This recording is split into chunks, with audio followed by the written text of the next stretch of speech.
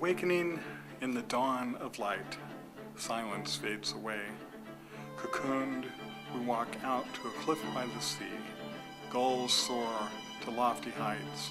All that we are has taught reverence for the truth, the virtue of light. We aspire to gain the lofty heights. Then, not all at once, we change. The lofty heights are no more. Science is not in heaven. It is all around us. Hi everybody, my name is Danna O'Connor from KUNR, our public radio station here at the University of Nevada, Reno. I'm here on behalf of the Northern Nevada Science Coalition. My guest today is Dr. Stephen E. Schwartz. He's a senior scientist and group leader at the Brookhaven National Laboratory. Steve, welcome to Reno. Well, thank you. Yeah. Okay, Steve, first of all, I'm not a scientist, just generally interested in science and topics of that nature. Can you tell me about what your work is and why it's so important to us? I'd be happy to. I work, as you said, in the Atmospheric Sciences Division at Brookhaven National Laboratory. And Brookhaven National Laboratory is a Department of Energy laboratory. So our major sponsor is the Department of Energy, which is a cabinet office in the federal government. And you and all the other American citizens help pay for my salary and for the research that we do. And the Department of Energy is charged with seeing to it that the nation will have its energy throughout this 21st century, that there's electricity when we turn on the light switch, that there is fuel for our vehicles, that we have the energy that it needs to heat our homes, to cool our homes, to make goods, to move things from here to there, to move people from here to there. All of that takes energy. And part of the responsibility of the Department of Energy is to see to it that not only do we have the energy, but the energy to characterize, to make known what is the environmental consequence of energy development and use. And then the other side of that coin is, are there constraints that might be placed on our energy economy, on our ability as a nation to meet our energy needs that might be imposed by environmental considerations? And in particular, these days, everybody thinks about climate change, and what are the considerations of climate change that might limit our ability to meet our energy needs in the future.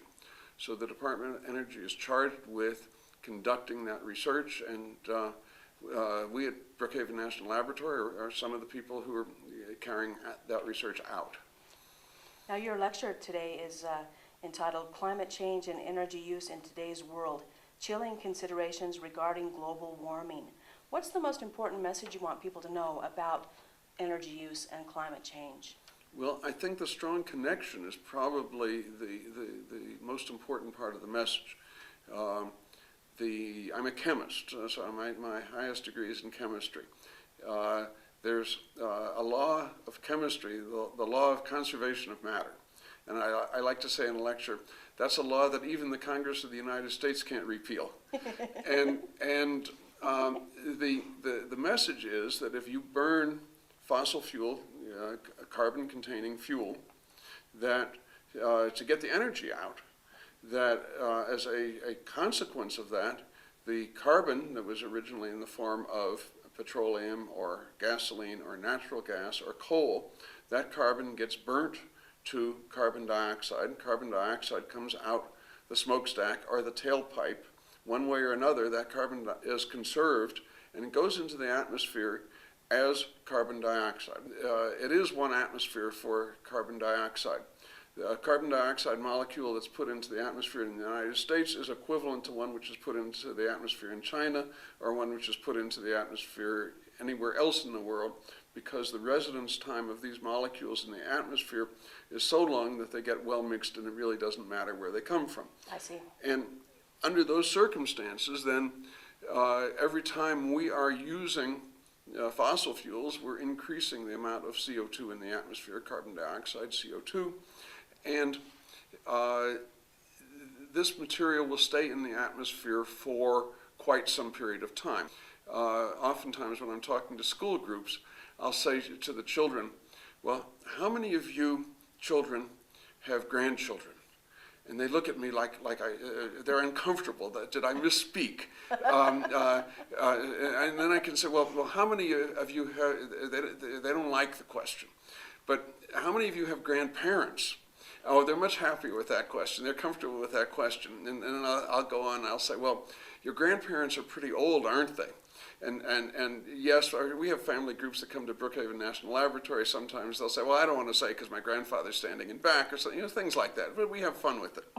So, okay, but here's the message that I'm trying to convey to the children, but even more so, I think, to the parents who are standing behind them. It was, okay, suppose, I say to the children, you grow up and you have children. Okay, those are your children, right? Most children understand that concept. They get it. Okay, now suppose they grow up and they have children. Well, those will be your grandchildren, right? And children understand that, so pretty much. And then I say again to the children, I say, this is hard. Try to imagine your grandchildren as old as your grandparents are now. And that's very difficult for children. I'm a grandfather, and I have a granddaughter, two granddaughters, two grandsons.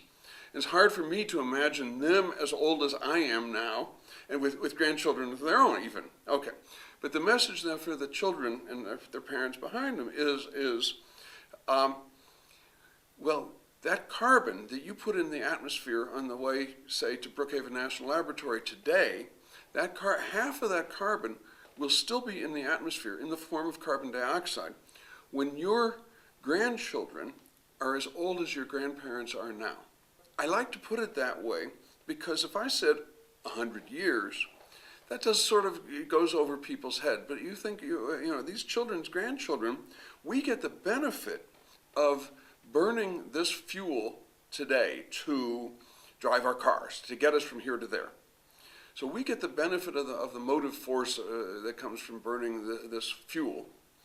And we leave the carbon dioxide in the atmosphere for these children's grandchildren to worry about. I'm a scientist. I'm a chemist, as I say, by training. I'm familiar with this concept of conservation of matter, and I'm familiar with these issues of how long does this excess carbon dioxide reside in the atmosphere. So I can speak to that. But then it's really a social issue or a societal issue of, is this really fair? And in many ways, we will use this energy constructively to leave a better world for these children's grandchildren as well. If you're using the energy, for example, to build a bridge that can be used for several generations, well, then we've made our contribution to the future. So we can't say it's all negative. We do very positive things. You heat and light a school where children are educated, a university, and benefit comes from that in that people are trained, they learn professions. You're teaching doctors who may save people's lives. It's not all squandering a resource. It's done for good purpose. But on the other hand, not all use of energy is done for good purpose. And so these are, again, societal issues that we have to come to grips with.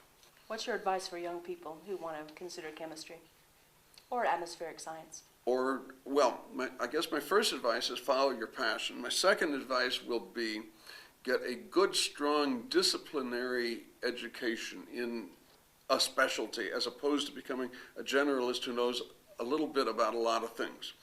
Really become an expert in one or two areas, and then work with a team that has experts in other areas so that you can put this to the best advantage. That would be my recommendation. Well, we're out of time, unfortunately. Dr. Schwartz, thank you very much for coming to Reno, and thank you for this interview. I really enjoyed your company. Well, I've enjoyed my day here in Reno and certainly enjoyed the interview. Thank you. You're welcome.